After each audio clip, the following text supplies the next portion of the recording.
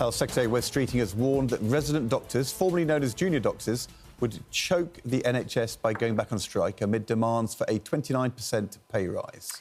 A new poll has shown that there has been a shift in public support because almost half of those polled say they are now opposed to strike action, and just under 40% say that they would support it. This compares to more than half of the public who supported the doctors' strikes last year. So, should resident doctors be actually banned from striking? We are joined now by Dr. Ross Nevote, who is co-chair of the BMA's Resident Doctors Committee, and Reem Ibrahim from the Institute of Economic Affairs. So thanks both very much indeed for coming in.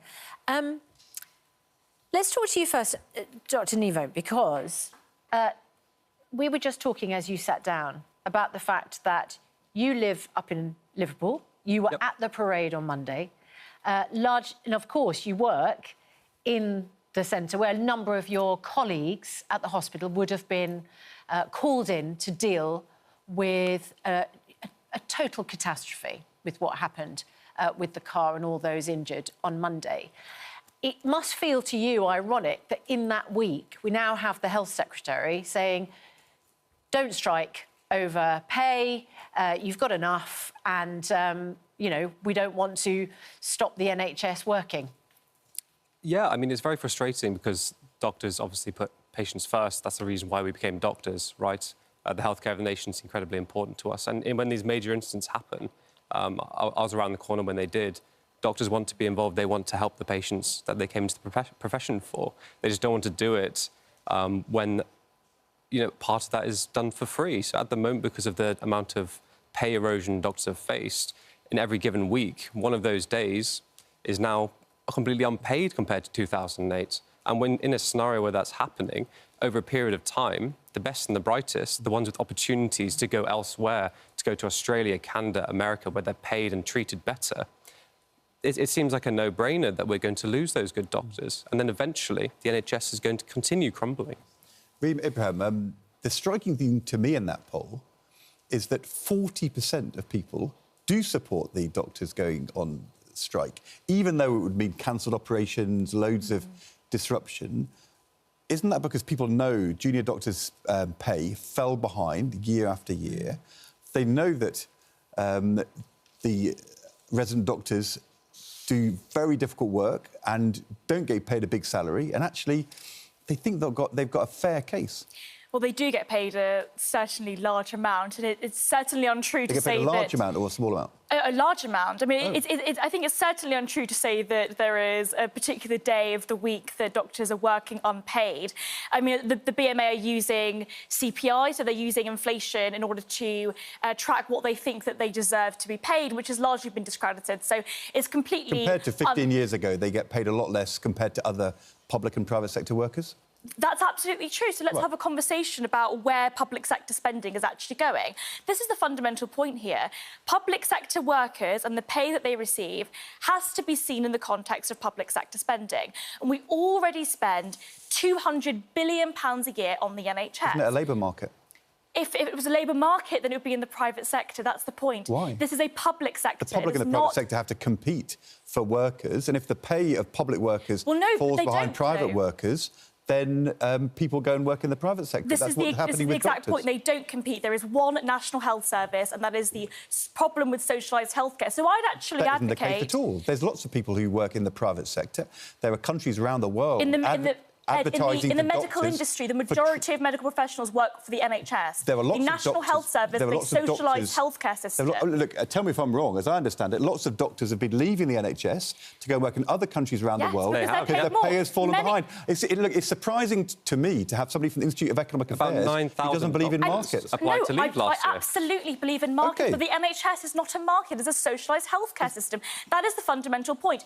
If doctors want to be paid more, let's actually look at a social healthcare system. Let's look at countries like Germany, the Netherlands, Sweden, Denmark, that have public and private partnerships where there is competition, which means that your pay is decided by the competitive market and not by government bureaucrats, which is the current system. Would you allow government bureaucrats to bring in a ban on doctors striking? What I would like to see is the National Health Service as a whole and the spending that we're using at the moment being used more efficiently. Now, we all know that... Do you want them... The question is, would you ban the strike? I think with the National Health Service, absolutely. But this is what a ban actually looks like, Susanna, is saying to those particular people, if you don't show up to work, you can lose your job. And by the way, I think that should happen across entire industry. I think that's a foolish thing to do, right? So a canary in a coal mine is there to alert people of danger, and that's what the strikes are doing. If we're unable to go on strike to protect our pay, how can we make sure that when there's a crisis where doctors are leaving because they're finishing medical school after 5 years of intense training with £100,000 of debt, how are we meant to alert people to that issue? It's really important that we maintain the healthcare of this country. Let's put to one side the argument about whether we should have socialised healthcare at all. But if you're a patient who has had their operation delayed and delayed and delayed, and then you see that doctors might go on strike, and would be a 6-month strike. We already know that the last time you went on strike, 1.5 million appointments and operations were cancelled or delayed further. What do you say to those patients? Because Wes Streeting says it's going to have a really detrimental effect. We know that for a fact because we've got the evidence. So how do we all kind of work together to make sure that that doesn't happen this time if you vote for strike action? So, I mean, the only thing I can really say to patients is that I'm really, really sorry that the government has gone back on their promise of restoring our pay over time. Last year, we agreed to a deal that it would be the first step to pay restoration.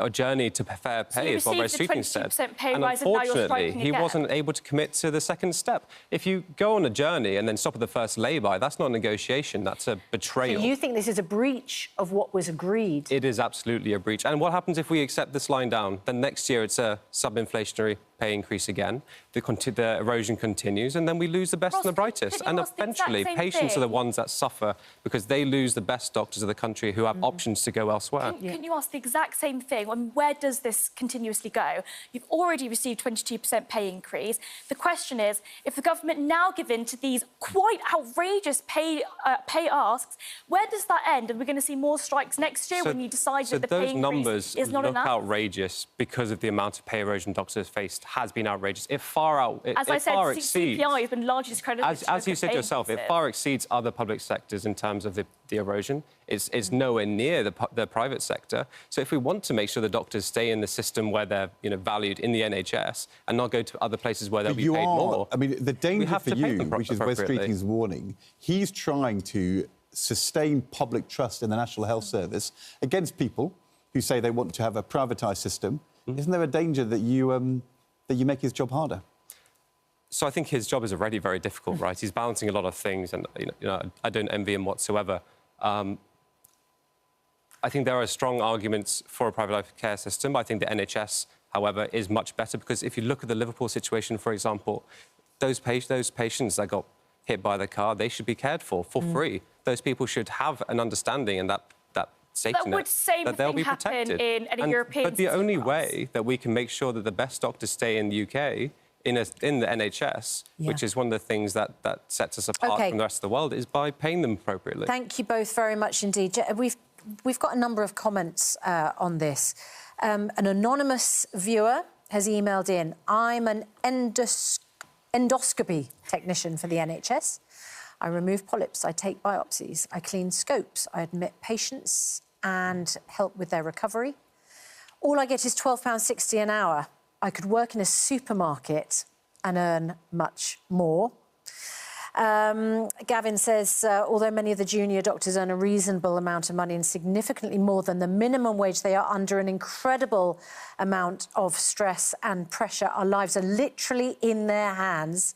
Yes, I would imagine very few of them could afford to even buy their own homes. And Glenn says the junior doctors do a fantastic job, but they need to wake up and smell the roses. They had a massive 22% pay rise, which they rightly deserve, but they have to realise they have to make some allowances for the state of the economy, just like us pensioners. Well, you've been voting on X, which is Twitter. Should doctors be banned from striking? And 68% of you say yes, they should. But a third, no.